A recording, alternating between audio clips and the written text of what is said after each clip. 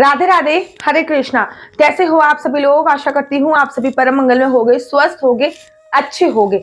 आज मैं आपको बिहारी जी आपकी पूजा अर्चना वंदना से प्रसन्न है, उसके कुछ सिम्टम्स, कुछ संकेत बताने जा रही हूँ। बिहारी जी पे, आप पे बिहारी जी की कृपा बनी हुई है, उसके कुछ संकेत मैं आपको बताने जा रही हूँ। देखिए, आपको पता है श्रीधाम वृंदावन में बांके बिहारी जी का मंदिर है, जिनको श्रीधाम वृंदावन का राजा बोला जाता है। कहते हैं श्रीधाम वृंदावन में जाइए और बिहारी जी के अगर आपने दर्शन नहीं करे हैं तो आप श्रीधाम वृंदावन में आपका जाना बेकार है। जब मैं श्रीधाम वृंदावन में भागवत कथा सीखने गई थी ना, तो मेरे गुरुजी ने मुझसे बोला था कि जब मेरे को भागवत कथा सीखने में कुछ समस्याएं आ रही थी, तो मेरे गुरुजी ने मुझसे ये चीज बोली थी कि श्रीधाम वृंदावन के राजा है बांके बिहारी, आप नित्य बांके बिहारी जी के दर्शन करने जाओ, आपकी जो जो अड़चन आ रही है वो संपूर्ण हो जाएंगी। अरे बांके बिहारी जी के दर्शन तो इतने अच्छे होते हैं ना, मैं अभी आंखें बंद कर रही हूँ तब भी मुझे बांके बिहारी जी के दर्शन की छवि याद आ रही है। उनके नेत्र इतने अच्छे हैं, नेत्र इतने अच्छे हैं, उनके दर्शन करने मात्र से जन्मों जन्मांतर के जो पाप होते हैं वो छीड़ हो जाते हैं। आप लोगों को पता है उनके दर्शन को लेकर एक कथा ये भी है कि एक बुजुर्ग संत थे जिनको दिखाई नहीं देता था, वो नित्य बांके बिहारी जी के दर्शन करने के लिए जाते थे। नित्य उनका नियम था, वो बांके बिहारी जी के दर्शन करने के लिए जाते थे।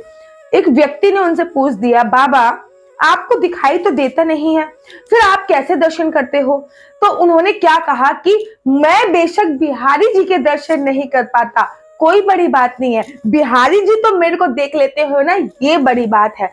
आपका नाम भगवान, आपकी लिस्ट में भगवान की भक्ति का नाम हो चाहे ना हो, भगवान की लिस्ट में आपका नाम हो, ये बहुत बड़ी बात होती है। तो आज मैं आपको कुछ ऐसे संकेत बताने जा रही हूँ जिससे पता चलेगा कि बांके बिहारी जी की कृपा आप पर विशेष और विशेष बनी हुई है। चलिए अधिक विलंब ना करते हुए प्रारंभ करते हैं। अगर आप हर एकादशी या पूर्णमासी, साल में जितनी भी एकादशी या पूर्णमासी पे श्रीधाम वृंदावन पहुंच जाते हो तो समझ लीजिए कि आप पर बांके बिहारी जी की विशेष कृपा अर्चना बनी हुई है।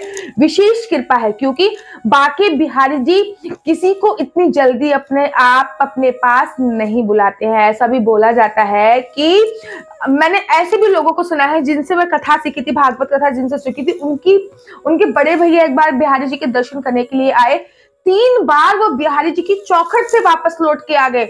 तीसरी बार जब वो गए तो चौखट पर उनकी लात लगी और वो नीचे गिर गए, अर्थात बिहारी जी ने अपने दर्शन उनको नहीं दिए। तो अगर बिहारी जी आपको महीने में भी एक बार, वैसे तो महीने में 2 एकादशी आते हैं, लेकिन महीने में एक बार या फिर पूर्णमासी पे आपको अपने दर्शन के लिए बुला रहे हैं, तो समझ लीजिए बांके बिहारी जी की कृपा आप पर बनी हुई है। दूसरा बहुत इंपॉर्टेंट दर्शन मैं आप लोगों को बता रही हूँ।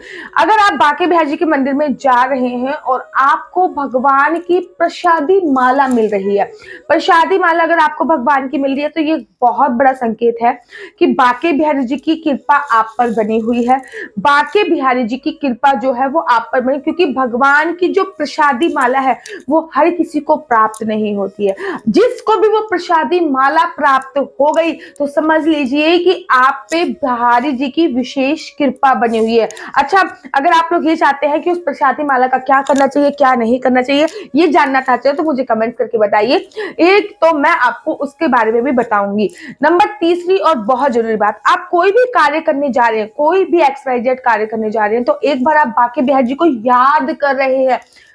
हम याद नहीं कर रहे, वो हमें याद आते हैं। जब भी हम कोई भी कार्य करने के लिए जाते हैं हमें बिहारी जी की याद आ जाती है, तो ये एक बहुत बड़ा सिम्टम्स होता है, बहुत बड़ी कृपा होती है कि बांके बिहारी जी पे हमारे पे बांके बिहारी जी की विशेष कृपा है कि हम जो भी कार्य करने के लिए जाते हैं हमें बांके बिहारी जी हमेशा जरूर और जरूर याद आते हैं। तीसरी और बहुत बड़ी बात मैं आप लोगों को बताने जा रही हूँ जो बांके बिहारी जी से संबंधित है, वो ये है कि बांके बिहारी जी रात को स्वप्न में आपके आ रहे हैं, चाहे वो लड्डू गोपाल के फॉर्म में हो, चाहे वो गाय माता के रूप में आ रहे हो, लड्डू गोपाल के रूप में आ रहे हो, लेकिन वो रात को आपके सपने में आके लीलाएं कर रहे हैं। कभी वो गिर रहे हैं, कभी वो उठ रहे हैं, कभी वो बाल लीलाएं कर रहे हैं। तो ये बहुत बड़ा संकेत होता है कि बांके बिहारी जी की जो कृपा है ना वो आप पर बनी हुई है।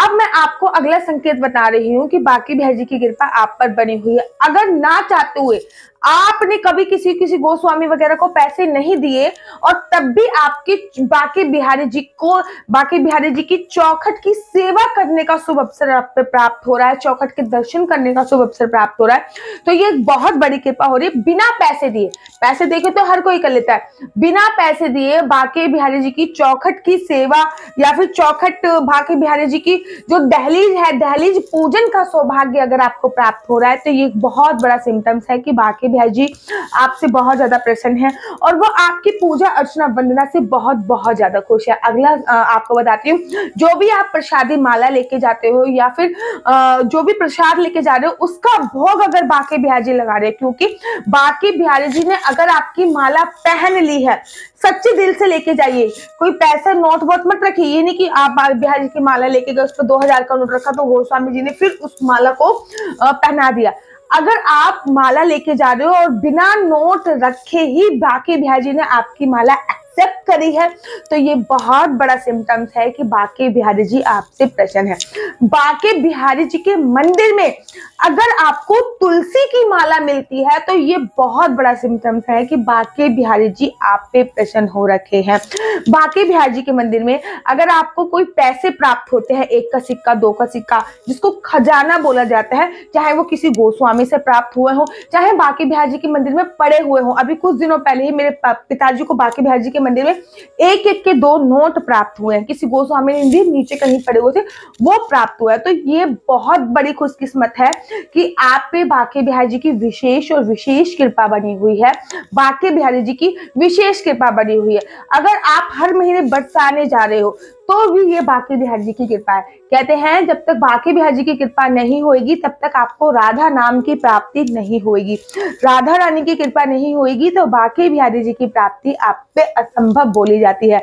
अगर आप श्री धाम वृंदावन आ रहे हो और साधु संतों की सेवा कर रहे हो, तो भी ये एक बांके बिहारी जी की कृपा ही है जो आप पर बनी हुई है। तो ये कुछ सिम्टम्स है जिससे मैंने आपको बताया कि आप पर बांके बिहारी जी की कृपा है या नहीं। तो आप मुझे बताइए कि इन सिम्टम्स में से कौन कौन सी चीजें ऐसी हैं जिससे आपको पता चलता है कि आप पर बांके बिहारी जी की विशेष कृपा बनी हुई है। और एक चीज मैं आप लोगों को और बताना चाहूंगी, दर्शन करने आप बिहारी जी के मंदिर में जाते हो और आपको पता चलता है कि आरती हो रही है, ये एक विशेष संकेत होता है कि बांके बिहारी जी चाहते हैं कि आप उनकी आरती में शामिल होए।